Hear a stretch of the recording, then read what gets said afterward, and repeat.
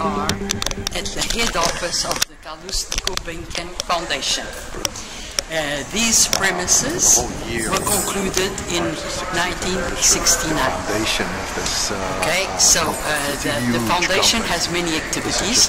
They've got 100,000 euros for distribution between the four main objectives of the founder, who recorded this in his will, which was, I want to create a foundation for the arts, for charity, for science and for education. And that's, so the foundation has 100 billion euros per year to be distributed between these four areas of activity. So now I am right in front of the concert hall. The Gulbenkian has a housing Gulbenkian orchestra with 60 people, 60 musicians, who perform over from every year from October through June with the most famous musicians who come over here to play with the orchestra. What is so special about it? Celebrating the 60th anniversary of the death of Calouste Gulbenkian, who died in 1956, 20th of July 1956. Okay, so this is the main entrance over here. Okay, we are exactly here. Okay, this is the lake, that's the museum. Okay, and this is the concert hall. And I told you about the back window, which is open, and you can see this marvelous lake, this marvelous park. This is the Modern Art Center, which is now called the Gulbenkian Modern Collection. And here is the amphitheater where the concert will be held tonight. You see this over here. So this was concluded in '69. This one in '83, because the first chairman had such a large collection of modern art that they had to house it somewhere, so they built this. And now the foundation has also acquired this land over here, which belonged to the owner, the former owner, who sold all this land to the foundation. Now she's getting very old, so she decided also to sell this lot. And I think the modern art will be expanded. When the war broke out in Paris, and he was sort of protected by the Vichy government, he felt very uneasy and he wanted to immigrate to the United States. And the Portuguese ambassador told him, okay, you go to the United States, but you have to go through Lisbon because Lisbon is neutral. So why not stay for 2 weeks in Lisbon, for instance, before going over? Because besides the United States, he had also thought about Switzerland. But Switzerland was too near the borders of France and Germany, so he thought, no, I better go to the United States. But then, to cut a long story short, he came over to Lisbon with his chauffeur, his cook, his wife, of course, and his secretary. And he started living in Lisbon because, you know, when he came over, he felt the same atmosphere as in Istanbul. You know, the Bosphorus is as wide as the Taj. The climate is practically the same. The people looked a bit alike, I don't know. So, and he met some two very nice men, his doctor and the lawyer.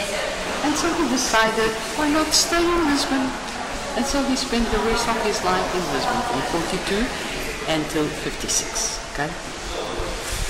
And during that period of time, his art collection, most of it was also in his house, of course, in Avenue Vienna, but some of it was also in the National Gallery in London, British Museum, and in the National Gallery in Washington.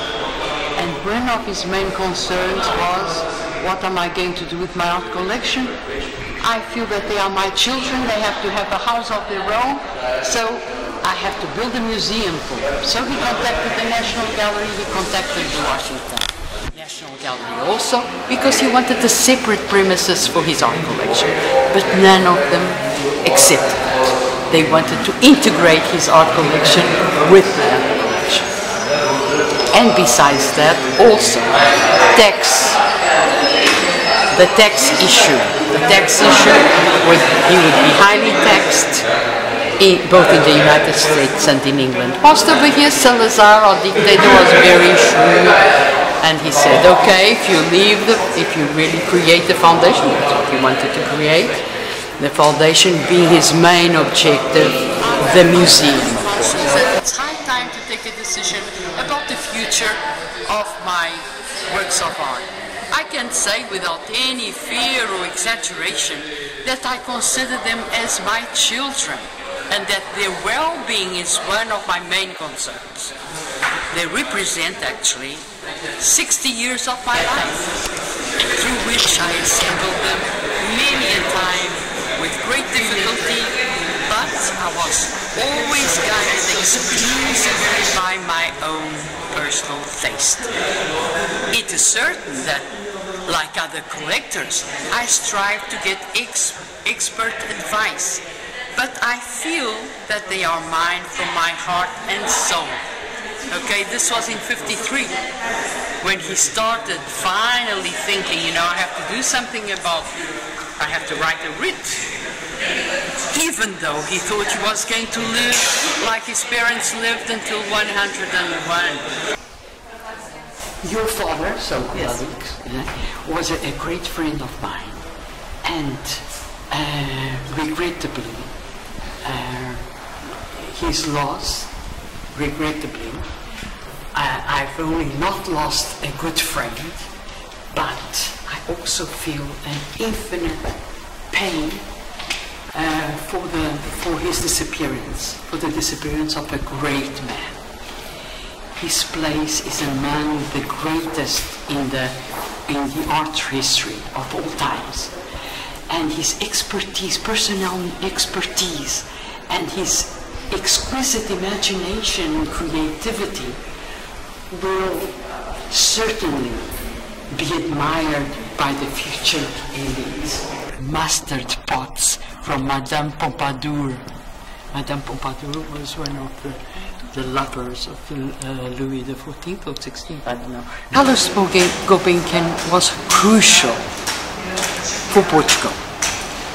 Yes, Carlos Gulbenkian, well, for one reason or another, chose Portugal to leave his great legacy, which is the foundation. The foundation for many years, during the dictatorship, during Salazar's reign, for 30 years. Well, the Gulbenkian was created in '56, okay? Until the revolution in 24th of April '74, the foundation played a very important role in the arts field. It was even called the Ministry of Culture, okay? And not only culture, which encompasses, of course, both the arts and science. Actually, the foundation gave many scholarships for people to study abroad, university scholarships, even school scholarships. And in the arts field, it had this beautiful, fantastic museum. The foundation, which had also a ballet group made up of 30 people, which was abolished in about 5 years ago or something, or even less, in about 2000. The foundation houses also the Gulbenkian Orchestra with 60 people, holding all these concerts from October to June, which really enriches very much the artistic culture of Portugal. And of course, all the many millions of scholarship it distributed throughout the 50 years or 60 years now. He not only was a very shrewd businessman, as well as he had this great sensibility for art. How come he had even time, after all the struggle he had with to create all this fortune and all this magnificent oil consortium, where he struggled with all the other partners, the Americans, the French, the Germans, the Russians. They all wanted him out of the consortium when he was the creator of that consortium. So not only did he have many that he sustained, he withstood all the hardships he had with all these partners, as he had always also time to collect this fantastic collection that is here housed in this museum. He was born in the Ottoman Empire in Constantinople from Armenian parents. So he was really Armenian in the Ottoman Empire. But besides being Armenian, he was a universal personality. He not only studied in Marseille, he not only did his high school in Marseille, as he graduated in London in mining engineering, and he got the British nationality also. So he had the Oriental background, Armenian background, but also encompassing also the European culture. How would you respond to the fact that many Armenians have one question about Gulbenkian? Yes. How come we are stuck with only 3% of the budget as Armenians? Well, and not many people know about Gulbenkian as an Armenian. That's something people keep asking and asking when it comes to Gulbenkian.